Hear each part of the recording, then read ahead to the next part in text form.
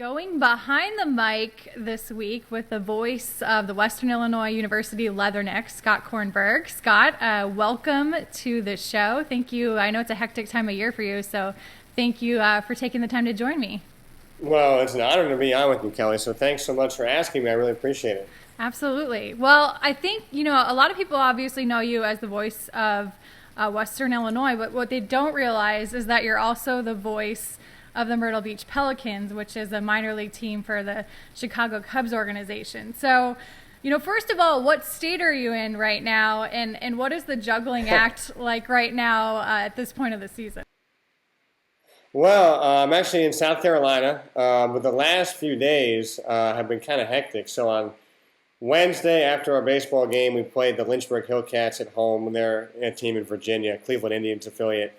I drove after our game to Charlotte, flew out of Charlotte the next morning to Chicago, then drove down from Chicago to Charleston, Illinois to call the Western and Eastern game on Thursday. After that, drove back to Chicago, and then the next day I was able to spend some time at Wrigley Field working in the Cubs organization, which was awesome.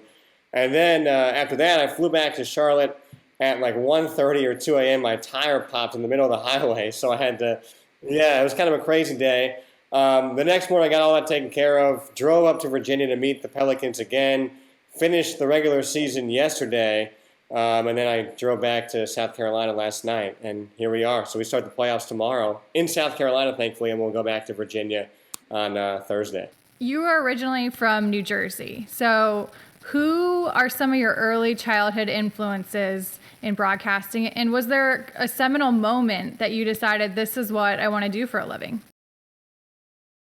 Well, really early, I grew up a New York Mets fan. It's been a blessing and a curse. And so I always grew up listening to Gary Cohen and Howie Rose on the radio.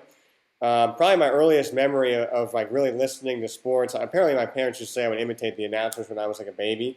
Obviously, I don't really remember that. When I was, I think, either 7 or 8, the Mets were playing in the playoffs against the Arizona Diamondbacks, and I was really pumped up to watch the game on TV. Being a little kid and having your team make the playoffs, they really weren't very good when I was growing up for the most part. But then I got in trouble. I think I insulted my sister or something stupid like that. I have a younger sister. And so I got sent to my room, and I wasn't supposed to be listening to the game, but I turned on the game on my alarm clock, and the Mets hit a walk-off home run. And I just remember the power of the crowd, and it was like so cool. People going crazy. Gary Cohen had the call, and it was like just super exciting moment for me in my early life. And I don't know, I kind of got hooked on listening, especially to baseball on the radio.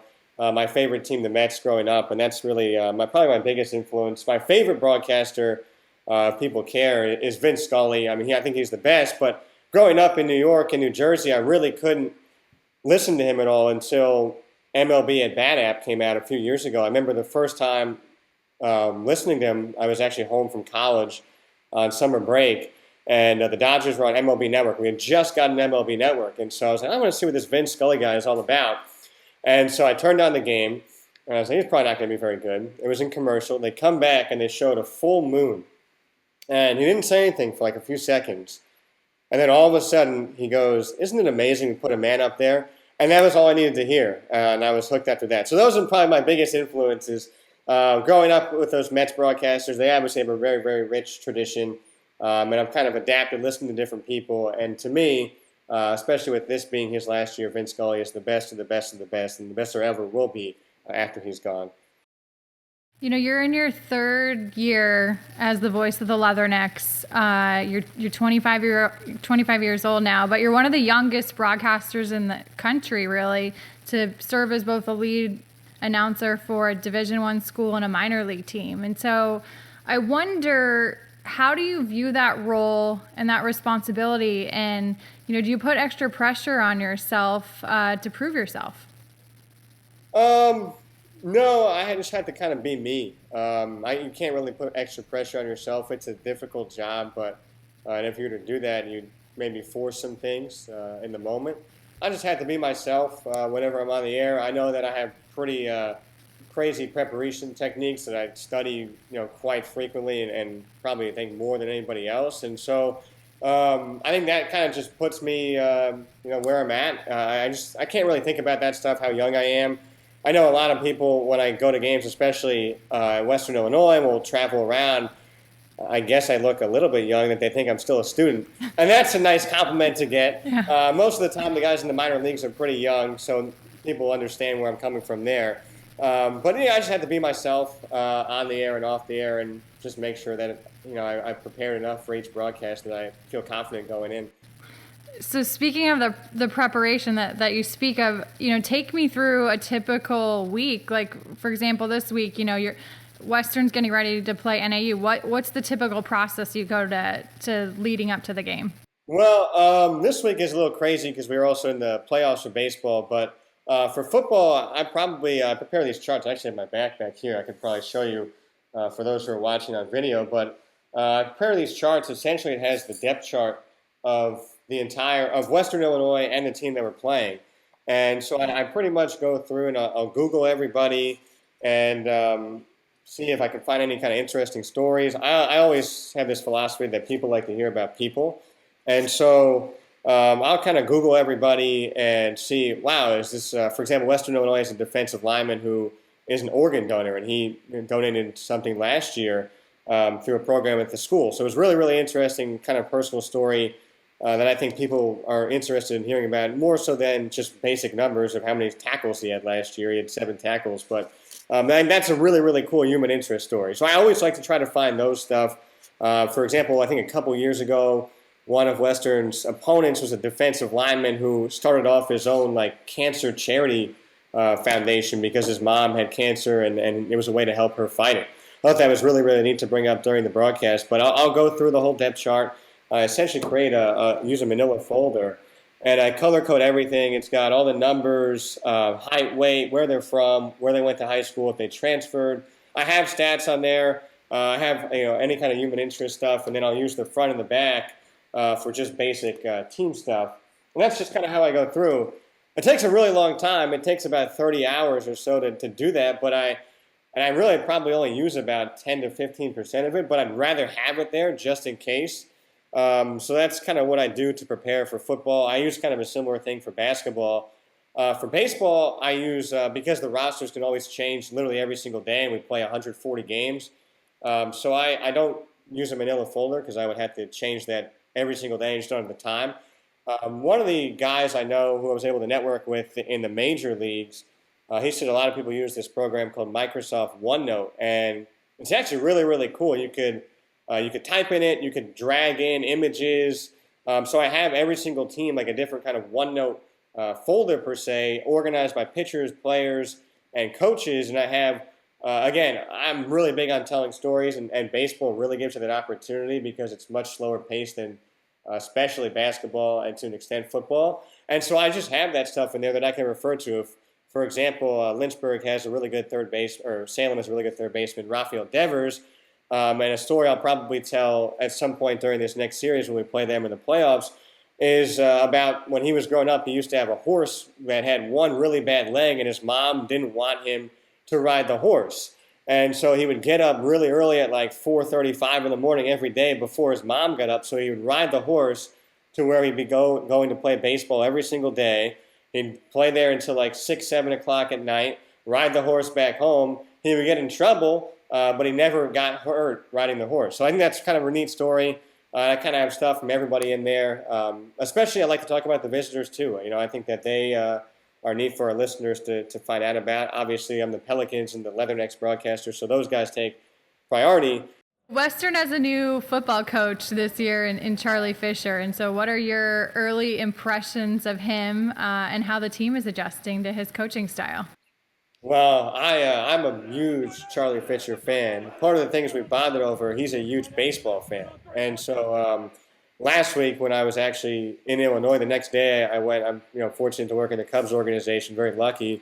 And I was able to, while I was waiting for a flight, go to Wrigley Field, and they were playing the San Francisco Giants.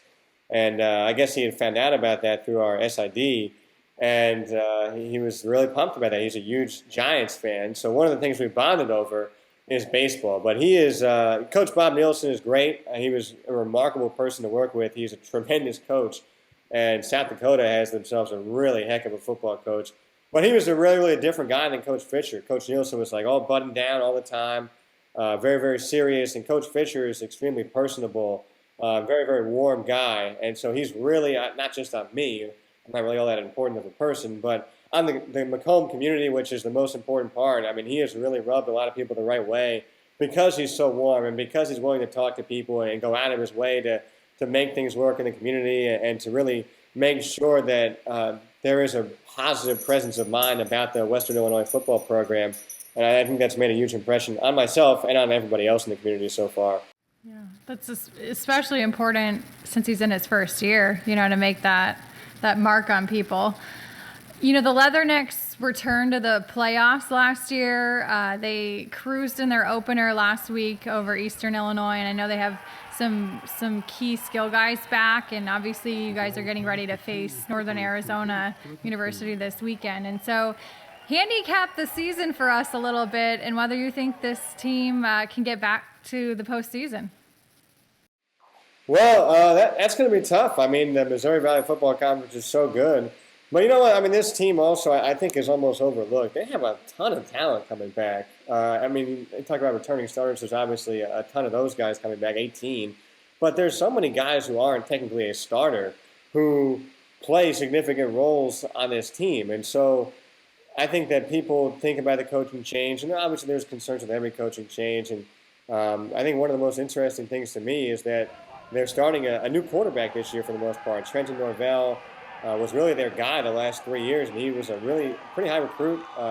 Went to Cincinnati, which is a Big East school, and with Charlie Fisher bringing in a new offense, they just felt that Sean McGuire, who started the last 4 games of last season because really only Norvell was hurt, and he made a good impression then, they're only starting him because he felt that he transitioned better to the new offense. And I think that says a lot about the new coaching staff, is that they're not afraid to take chances on younger players who they think fit their scheme better. And to Trenton's credit, he has really taken that, the backup role really, really well. He has not complained. He has not griped. And that's the thing about this team. They have really, because they've got so many guys coming back, and because I think even now they're still pretty young, is they just have really good chemistry together. They've worked together most of the last few years, especially on the defensive side where you've got your entire back seven that had to play as freshmen and sophomores, now essentially sophomores, juniors, some of them are seniors, I think is a lot better than people realize. You've got some nice talent that's going to be new on the defensive line there that they showed some really nice things against Eastern Illinois. And then the offense, which is new, they ran a spread, hurry-up offense under Coach Nielsen, under Coach Fisher. It's a very, very power-esque offense, but I think the most telling thing is they're not asking Sean McGuire to go out there and throw for 350 yards a game. They're going to trust their offensive line to open up holes for their running backs. And Steve McShane ran for over 200 yards in Week 1 against Eastern. And that's a big thing because we were concerned about, hey, this offensive line was recruited to be a zone blocking offensive line. How are they going to transition to being a power blocking scheme? And to have a guy in his first career start pretty much go over 200 yards was a huge question answered against a pretty good Eastern Illinois defense. And so, I don't know if they're going to win the league, but I think that they could definitely are a threat, and they are ranked in the top 20 to be a team that makes the postseason again and maybe wins a game or two, and we'll see what happens from there. What's been the highlight so far of your young career? Well, that's a tough question. For me, I feel so lucky to be where I'm at, because I don't have to be in Western Illinois. They treat me incredibly, and to be with the Pelicans and the Chicago Cubs organization is just so cool, especially this year with the way the Cubs are and the way that they really treat us as well. And so I think that to be able to have these jobs and to see so many talented players and really to that extent coaches and managers, and to be able to be around those guys every single day, and they're all chasing a really high dream of being in the major leagues, which is extremely difficult to be in the NFL or the NBA, and to see those guys work on their craft every single day and get better and better and better, and then to be able to talk to those guys and figure out what they're working on and what they've overcome is a little bit overwhelming. And I think that's just the highlight, just being there every single day and getting to watch everybody. I think it's just so cool because you develop these relationships with them. You end up rooting for everybody for the most part. And even though it's impossible for everybody to make that highest level, to to be able to see how much work and time and effort they put into it, I think is just so cool, and you really appreciate the guys at the highest levels who are there, because it makes you realize just how good they are. Because the players here at FCS football and smaller level Division I basketball and Class A advanced baseball, which is still a pretty high level in the minor leagues, I mean, they're so good, and most of them are never going to see the top, and that's kind of amazing to me, just to be able to see how good these guys really are.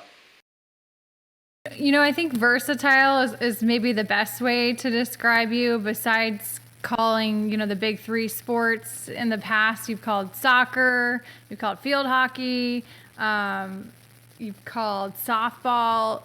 What is your favorite? And then what is a sport that you haven't called that you would like to try at some point? My favorite sport is baseball. I mean, I grew up a huge baseball fan.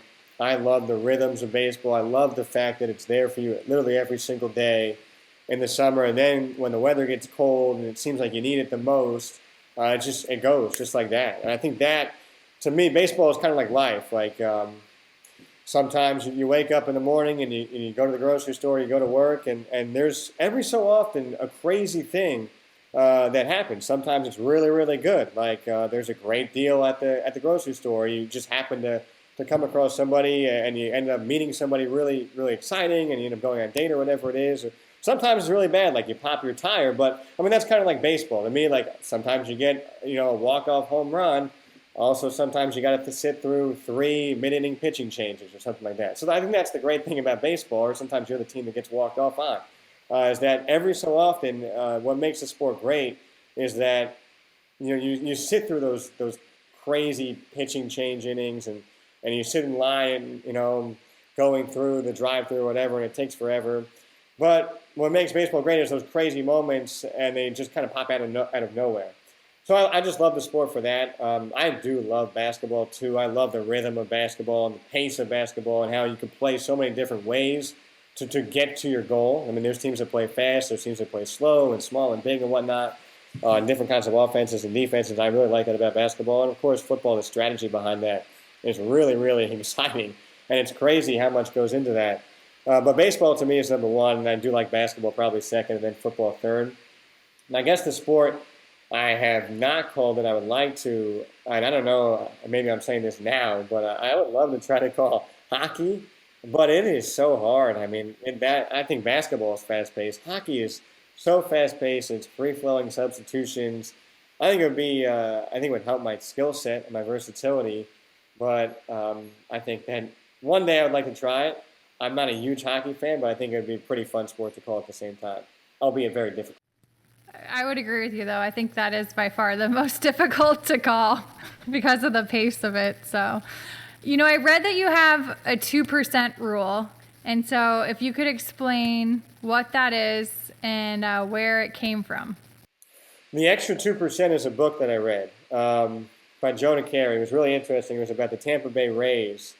And if you think about the Rays, and they play in the American League East with the Boston Red Sox and the New York Yankees, and to an extent, for this example, the Toronto Blue Jays and Baltimore Orioles, all those teams can spend way more money on players and on essentially player development and every sort of resource than the Tampa Bay Rays. But the Rays have been one of the most successful teams in baseball.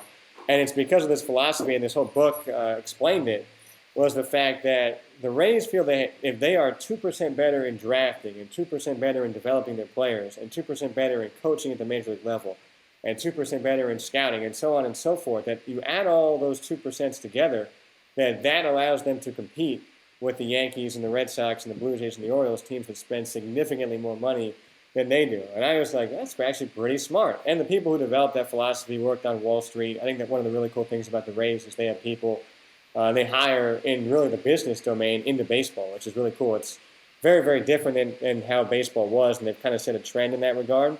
So I figure if I could do things 2% better than other people, be it preparing for games, describing games, telling stories, looking up players' backgrounds, even for something as simple as an interview, that could really help me get better and better, even if it's just simple by 2% every single day. And to kind of expand on that, working in the Cubs organization now, Joe Madden, their manager, was part of the Rays for a long time, and so he developed that 2% philosophy. Now with the Cubs, it's become a little bit more famous because they were the Cubs, but he's got all these like crazy sayings. My favorite one, and I love this, is just do simple better. You don't have to be extravagant, and if you just do the simple things better, like for me, I am from New York and New Jersey. I talk very fast. When I get on the air, I have to make sure I slow myself down, and that's something really simple to do. And that's like if I just do the simple things better, in addition to trying to do the extra 2%, I think that's a kind of like a little crazy philosophy I have of trying to get better and better every single day. You know, if you could call any sporting event anywhere with any person as your broadcast partner, what would it be? Where would it be, and who would it be? Ooh, that's a tough question. As a baseball fan, I do probably would say, World Series Game 7. It would be really, really cool to be at Wrigley Field for something like that. So, I mean, even though I didn't grow up a Cubs fan, working in the Cubs organization and understanding how great that fan base is and how cool that ballpark is to be able to, and essentially the history of the Cubs as well, to be able to call a World Series Game 7 would be something that would be a dream come true. Now, obviously, I hope the Cubs win the World Series this year, so maybe maybe Len Casper and Pat Hughes get that opportunity, and for those guys who have been tremendous to work with, dreams come true for them and for the people of the Cubs organization. One thing that I always have really loved would be, and this is weird because I just told you football is my third favorite sport to call. I would probably say World Series Game 7 just because I love baseball. But it would be really, really neat to call the AFC Championship game in Buffalo, New York for the Buffalo Bills because I think they have the best fans in sports. I mean, those people didn't know if their team would leave them for year after year after year after year after year until finally they got new ownership this year. And they normally don't really have all that good of teams, and yet they always stick by their team so much. I have a lot of family from Buffalo. My mom is a huge Bills fan. She's from Niagara Falls, so there's a little bit of personal part of that as well. But I think if they ever won the Super Bowl, and to get to that Super Bowl, you need to go to the AFC Championship game, and you have that home game where you have the crowd behind you, and who knows what the weather could be like in the wintertime in Orchard Park in Western New York. It could be crazy, which would only add to the fun. So to be able to call an AFC Championship game would be really, really cool as well. And there's so many great analysts, but I guess to bring it full circle, the guy I'd love to call the game with would be Bill Raftery, who does stuff for CBS. He's so passionate about basketball, and he's got so many funny phrases. I would think I would love to be able to work with him because I think it'd just be a really fun experience. Yeah, he's certainly one of the highlights of watching March Madness for me. Yeah, oh my God. The man-to-man defense, the onions, the defensive onions, the kiss. He said something one time about a touch foul that he was like, I've seen things worse in the subway, and I thought that was hilarious as someone who grew up there. But yeah, he's so good, and he's so passionate, and I'm so happy for him that even though I've never met him, and he finally has the opportunity to call the Final Four because I know how much he lives and dies basketball. And the last couple of years, to be able to listen to him, he's just so happy to be there. I think it just, as a listener, has made things really enjoyable for me. Besides Macomb, what is your favorite Missouri Valley venue to call a game, and why? The Fargo Dome in North Dakota State. It is just so cool. They draw incredible crowds. They turn the lights out, and the people just go crazy there, and it's awesome. Like, it's just such a really, really cool venue that rivals and probably surpasses a lot of FBS venues, and that's a credit to the fans.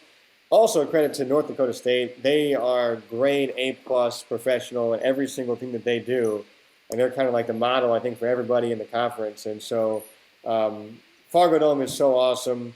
I know they're building a new basketball arena, which I'm really excited to see. And honestly, the city of Fargo is really, really cool, too. There's a lot of great restaurants downtown, a lot of good bars as well, and it's just really neat just to kind of walk around, even though it can be cold there. So I think the Fargo Dome is my favorite place. Nice. Is there anything that I haven't asked you that you would like to share or would want people to know? No, I mean, I don't know. I just feel very, very fortunate to be where I'm at. Western Illinois is a great place. Hopefully, we'll have a great football season this year. And basketball-wise, it's been great too. They haven't been the most successful the last couple of years, but there have been ways they have improved the team significantly that I don't think has showed in the base of the results. And I think it's important to evaluate players and teams. And this goes, I mean, baseball's been doing this for a long time. And it's one of the things that's made the Cubs super successful. How you go about the process is more important than the results. And, when I talked about earlier, getting to know these guys and getting to know their backgrounds and what they put into it, the processes behind that are almost more important than the results. And obviously, you're rooting for the results, but you have a good process. Most of the time, you're going to have a good result. And I think it's, from what I've seen with Coach Fisher so far, he's got that. Billy Wright has that with Western Illinois basketball, and hopefully we'll see the results this year. And with baseball, the Cubs do so many things so well. So I just feel very, very fortunate to be able to see all those things, to learn much more, and to hopefully pass that on to our listeners about the games and, of course, the players. I love telling the stories, and so I think people like hearing about people. And so I think that hopefully I can continue to do this. Great. Well, Scott, I really appreciate you taking the time today, and I look forward to meeting you in person at some point this football season when our paths cross on the road. Yeah, I'm looking forward to it too. I think we go down to Southern Illinois this year, so it should be a lot of fun. That's a really cool venue too. Great football history. So looking forward to meeting you, and thank you so much for having me on.